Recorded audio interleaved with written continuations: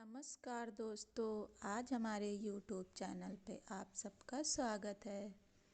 आज हम शनि देव महाराज की कथा सुनाएंगे और विधि भी बताएंगे। चलो सुनाते हैं। इस दिन शनि देव की पूजा होती है।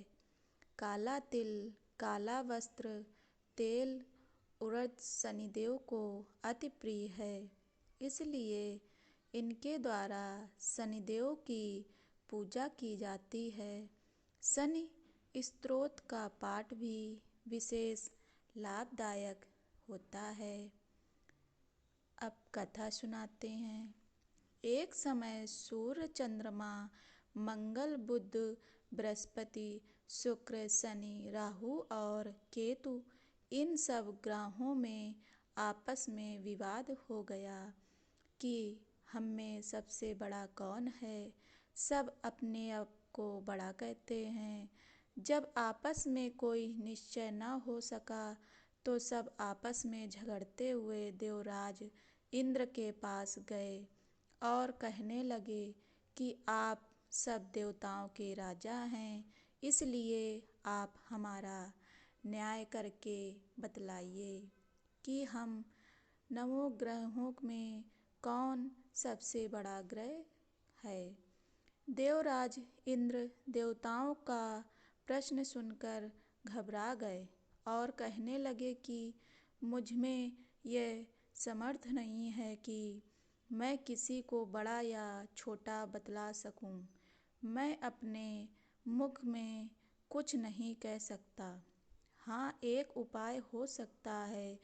इस समय पृथ्वी पर राजा विक्रमादित्य दूसरों के दुखों का निवारण करने वाले हैं, इसलिए आप सब मिलकर उन्हीं के पास जाएं, वही आपके विवाद का निवारण करेंगे। राजा विक्रमादित्य की राजधानी में आए। सब राजा ने थोड़ों के सौदागर के आने की खबर सुनी तो अपने अवशपाल को अच्छे अच्छे घोड़े खरीदने की आज्ञा दी।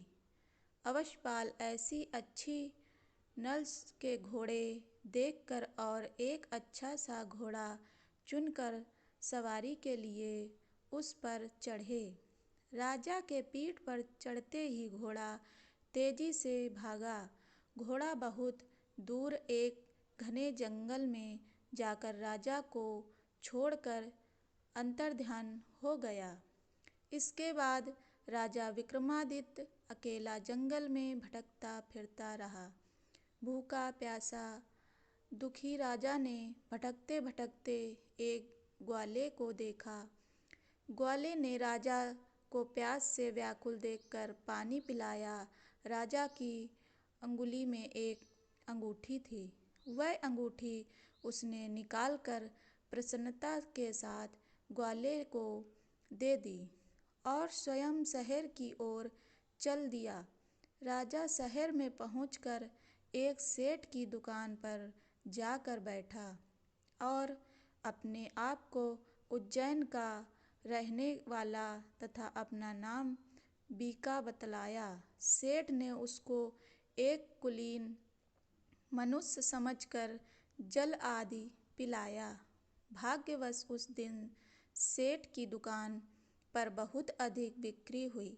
तब सेठ उसको भाग्यवान पुरुष समझकर भोजन के लिए अपने साथ घर ले गया। भोजन करते समय राजा विक्रमादित्य ने एक आश्चर्यजनक घटना देखी। जिस खूंटी पर हार लटक रहा था, वह खूंटी उस हार को निगल रही थी। भोजन के पश्चात जब सेठ कमरे में आया तो उसे कमरे में हार नहीं मिला। उसने यही निश्चय किया कि सिवाय वीरा के कोई और एक कमरे में नहीं आया, अतः अवश्य ही उसे हार चोरी किया है। परंतु वीका ने हार लेने से इनकार कर दिया। इस पर 5-7 आदमी उसको पकड़कर नगर कोतवाल के पास ले गए। फौजदार ने उसको राजा के सामने उपस्थित कर दिया और कहा कि यह आदमी भला प्रतीत होता है, चोर मालूम नहीं होता, परंतु सेठ का कहना है कि इसके सिवाय और कोई घर में आया ही नहीं, इसलिए अवश्य ही चोरी इसने की है। राजा ने आज्ञा दी कि इसके हाथ पैर काट कर चौरंगिया किया जाए। तुरंत राजा की आज्ञा का पालन किया गया और वीका के हाथ पैर काट दिए गए। यही है शनिदेव की कथा। अगर हमारा YouTube चैनल अच्छा लगे तो लाइक, कमेंट, शेयर ज़रूर करें। धन्यवाद।